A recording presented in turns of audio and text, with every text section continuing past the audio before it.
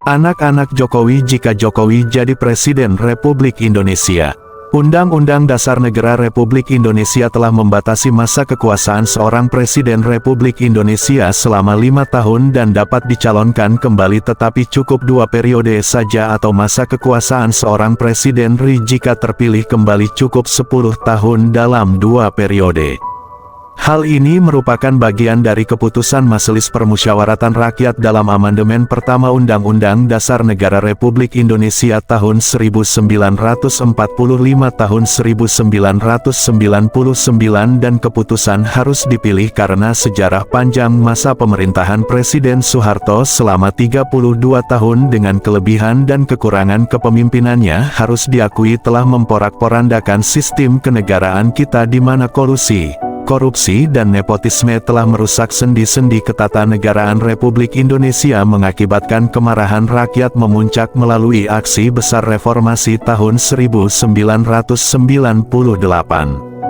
Kendatipun demikian, kita harus mengakui ada yang patut kita syukuri dari sistem pemerintahan Presiden Soeharto adalah penanaman ideologi kebangsaan dan permanenisasi identitas diri warga negara Indonesia melalui menggunakan satu bahasa, yaitu bahasa Indonesia sebagai bahasa komunikasi, dan larangan keras menggunakan bahasa China atau bahasa asing dalam kehidupan bermasyarakat. Di sisi lain, ketika Presiden Soeharto berkuasa tidak ada satupun anak-anaknya menjadi kepala daerah dan tidak pernah dipikirkan untuk menurunkan jabatan presiden kepada anak-anaknya. Kalaupun anak-anak Presiden Soeharto menjadi kaya raya, itulah hukum alam yang bisa terjadi untuk siapapun ketika orang tuanya berkuasa, apalagi semangat 32 tahun. Lain lagi dengan Presiden Jokowi, baru saja berkuasa selama 10 tahun. Tidak merupakan rahasia umum Jokowi ingin meminta perpanjangan masa kekuasaannya 3 periode, tapi sayang ditolak dengan tegas oleh Ibu Megawati, Ketua Umum Partai Demokrasi Indonesia Perjuangan. Tidak habis usaha Jokowi untuk mempertahankan terah kekuasaannya, anaknya Gibran maju sebagai calon wakil presiden, begitupun menantunya menjadi wali kota Medan dan sekarang menjadi gubernur Sumatera Utara. Para pendukung fanatik Jokowi akan berpendapat itu kan hasil pilihan masyarakat, tapi sesungguhnya tanpa bayang-bayang Presiden Jokowi, Bobi Nasution menantu Jokowi bukanlah siapa-siapa. Begitupun kita bisa melihat Gibran Rakabumi, putra bungsu Presiden Jokowi yang nyaris mencalonkan diri sebagai Gubernur Jawa Tengah jika saja Undang-Undang Pemilihan Kepala Daerah direvisi oleh Dewan Perwakilan Rakyat beberapa waktu lalu. Kendatipun Gibran tidak menjadi pejabat daerah, tetapi gaya dan kepribadiannya sudah benar-benar membuat publik mual. Bermula dari seorang anak muda berumur kurang dari 35 tahun secara instan menjadi Ketua Umum Dewan Pimpinan Pusat Partai Solidaritas Indonesia, lalu mempertontonkan gaya hidup hedonis dengan bepergian ke luar negeri menggunakan pesawat superjet pribadi ala-ala konglomerat. Hal ini membuat publik kembali terpukau dan mengatakan rasa-rasanya anak-anak Pak Harto yang berkuasa selama 32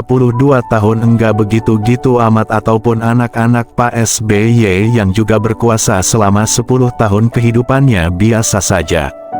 Lalu publik kembali akan bertanya, bagaimana jika Jokowi berkuasa selama 3 periode, atau bahkan bagaimana kalau Jokowi berkuasa selama 32